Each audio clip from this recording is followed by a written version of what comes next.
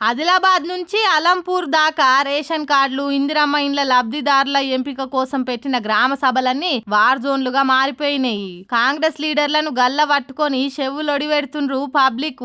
ఆఫీసర్లు ముఖ్యమంత్రి మీద ఎత్తి 7 దోషుల మన్ను పోస్తుండ్రు. ముఖ్యమంత్రికి శాపనార్థాలు పెడుతుండ్రు.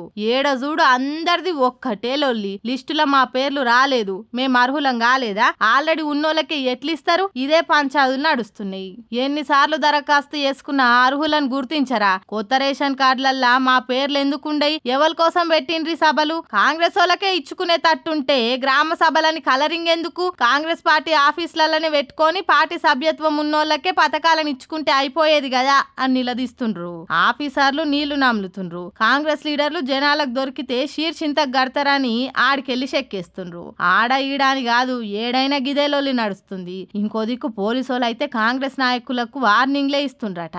మీరు ఇప్పుడు గనక ఊర్లకు పోతే జనాలు ఏం చేస్తారో తెలియనంత కోపంగా ఉన్నారు. మా పోలీసోళ్ళ ప్రొటెక్షన్ లేకుండా ఊర్లల్లో కూపుకుంటా పోతే మిమ్ముల తుమ్మమొద్దు చెక్కినట్టు చెక్కుతారు, అటెనక మీ ఇష్టమని వార్నింగ్లు ఇస్తుండ్రట.